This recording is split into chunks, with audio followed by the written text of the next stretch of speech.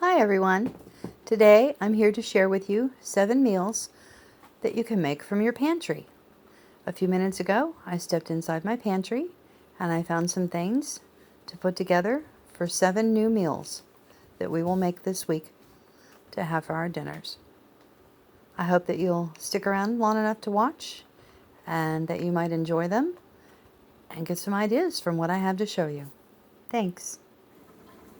Okay, for meal number 1, we have got ham and beans for the crock pot with some carrots that you'll throw in and a box of Jiffy corn muffin mix. First, you'll want to take your beans and sort those through. These are pinto beans. You can use Great Northern beans or really any type of beans that you like to go with your ham. You're going to sort them and rinse them and soak them overnight, and then you're going to strain them again. Give them one more good rinse, and you can throw those in your crock pot or your pan, however you want to cook them. And then you want to open up this can of ham here. This is really actually pretty good stuff. We got that at Aldi's. And you can dice that up and throw that in there. And you want to make up either some broth to go in there or add water. And some seasonings that I like to use are garlic powder and onion powder. And then the last hour of cooking, you want to open this can of carrots here, drain them off, stir them in, and let that heat through. So while that's heating through, you're going to make your corn muffin mix. And I like to make it in the muffin tins. I just put a little paper liner in there, squirt it with a little cooking spray so they don't stick. And this box says that it makes, well, 3 to 8 muffins. Depends on the size of your muffin cups. And I don't know if anybody else knew this, but did you know that you can substitute 1 egg with 1 tablespoon of mayonnaise? They're actually pretty yummy made that way. One night I was out of eggs, and I already had the milk and the corn muffin mix in my bowl. I got on good old Google, and it said that I could replace that egg with a tablespoon of mayonnaise, so that's what I did. And they were still really good. So if you don't have eggs, use the mayonnaise. And hopefully everyone here has either canned milk or powdered milk or milk that they've canned on their pantry shelf. So there you go. That's meal number 1. Ham and beans in the crock pot or in a big old pot on the stove with some cornbread muffins. It's a really good hearty meal. Okay, here we have the ingredients for meal number 2. This is a pint of ground turkey that I canned myself. And we've got a can of Sloppy Joe sauce from Aldi's. I've got a can of pork and beans from Walmart. And a can of cream corn, also from Walmart. This is pretty self-explanatory. You want to open up that jar of turkey there and put the Sloppy Joe... Well, first you'll want to drain the broth off of it. I don't think we want all that broth in there. And then you want to stir in your Sloppy Joe sauce and heat that through real nice. Get you a couple dishes or a couple pans and heat up those corn and beans. So those will be nice and warm. And all you have to do, if you don't have bread on hand, is make sure that you've got some flour and yeast, water, salt, and sugar. Make you up some bread. Sloppy Joes, baked beans, and cream corn. Makes a good hearty meal, fills you up, sticks to your insides. There's meal number 2 for this week. Here we have some very simple ingredients for meal number 3 this week. I've got a can of the roast beef in broth from Walmart. You're going to want to open that up and put that in your pan. And then we like both of these gravies, either the mushroom gravy or the brown gravy. Either one will work really good in that. That's to kind of thicken it up because we're going to make a shepherd's pie. And then you're going to want to open your can of vegetables and drain that off. Add that to your meat and gravy mixture. And you want to put that in your baking dish or your pie plate, whatever you like to bake in, and set that aside. Then you're going to take your potato flakes. I bought the big box, and I store them in these empty mayonnaise jars. I've washed them really good, rinsed them through with bleach water, and let them dry for 2 days to make sure they were good and dry. And I just cut the labels off the boxes, and that's how I store my dry goods. I've been doing it for years, never had any problems. Product still fresh as day one, no bugs, works great. And for your instant potatoes there that you're going to put on top of your shepherd's pie, you need salt, water, and butter, and milk. Again, if you don't have access to cold milk anymore for whatever reasons, make sure you've got canned or powdered milk on hand. You can also can your own milk straight from the store. I do mine in pint-sized jars. If anybody wants to know how to do that, send me a message and I'll do a video on that. So there you go. There's meal number 3. Stuff from the pantry, shepherd's pie. Next up, I have for you meal number 4. I've got a creamy tuna skillet meal here. I got that at H-E-B. And these are really pretty good. They're nice to have on hand for a night when you're very hungry and just don't have a lot of time or the patience to cook, or it's too hot.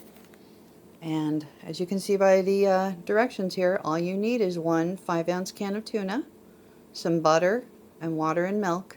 Again, I encourage everyone, keep canned milk or powdered milk on your shelf, or can your own. You can do the same thing with butter. You can buy you some ghee. That's a little expensive. Or you can can your own butter. So that's how we're going to make that. We've got the creamy tuna skillet mix and our 5-ounce can of tuna. And then for side dishes that night, we'll have some carrots and some French style green beans. My hubby and my son really like this way instead of the cut. I keep both on hand so that we have them, but they really prefer the French style green beans. And we'll just add a little butter or some seasonings and lemon juice, whatever we have on hand. Sometimes I'll put a little butter and brown sugar on those carrots, or a little honey. Just depends on what we're in the mood for that night. So there we have meal number 4. Some creamy tuna skillet with some carrots and green beans. And here we have a Southwest meal, meal number 5. I was going through my pantry and I realized that on some of my grocery orders I was given some dented cans, and I really should get those used up. And I've got some things that are expiring or have expired. And this is just go to show you. See here? This can expired. I wrote it on there, September 19, but you can see by its own label, expired September of 2019. I want to teach you something here. As long as your can is not bulged, it doesn't give on the bottom or on the top or on the sides, everything in that can is still fine to eat. It won't hurt you. It's fine. Now, if this was bulged or squishy, I would throw it away. I wouldn't even bother opening it. Just put it in the garbage. But that can, Southwest corn there's nothing wrong with it. But with the date in mind, I'm going to go ahead and use that up this week, because we should. I don't want to wait until it goes squishy, so let's eat it. So then I was going through all my ramen noodles, and I had completely forgotten. I got 3 packs of the picante chicken flavor. They were the last ones that they had on the shelf. They do say hot and spicy, so I think when I go to make this, I'm going to boil these 3 packages without the seasoning. I'm going to add my corn, because that says that's medium heat. I've got a can of diced tomatoes to add to that as well. And this here can of chicken. I think it's going to make a really nice meal. But before I start adding the seasoning packets, I want to taste what my broth tastes like. And then I'll add one at a time until I get to my desired heat. Some people in this house like things really hot and spicy. Some like them on the medium side, and some like me like them on the mild side. So I'll just season that to taste, to the heat that I can tolerate, and I'll set those seasoning packets on the table and they can spice up the rest of their own. So there we have it, meal number 5. We're going to have us some Southwest noodles with chicken and tomatoes and corn. That sounds really yummy. That's going to be a good soup. Okay, this is going to be a cold meal.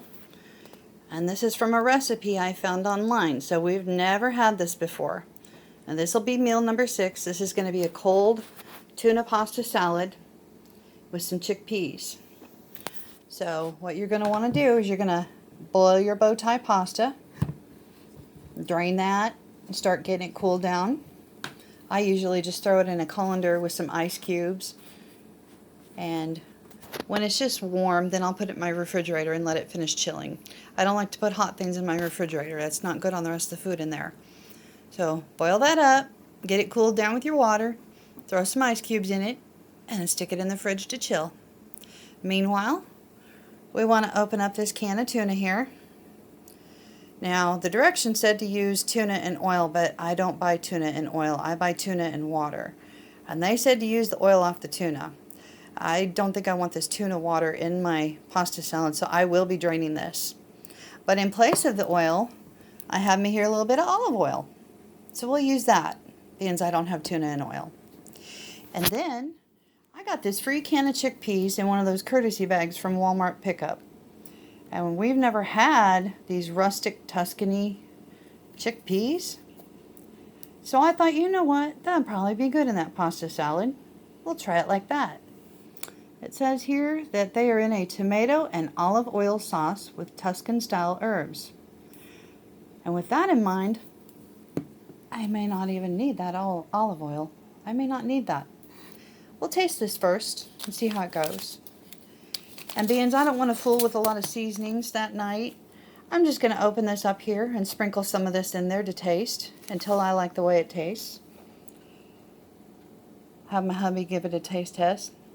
It says here that you want to, well, can we read that? You want to put it in a container with a 1/4 cup of vinegar, 3 tablespoons of water, and the contents of this package. Cover and shake vigorously until combined. And then in the same container, add 1/2 cup of oil. Cover and shake again.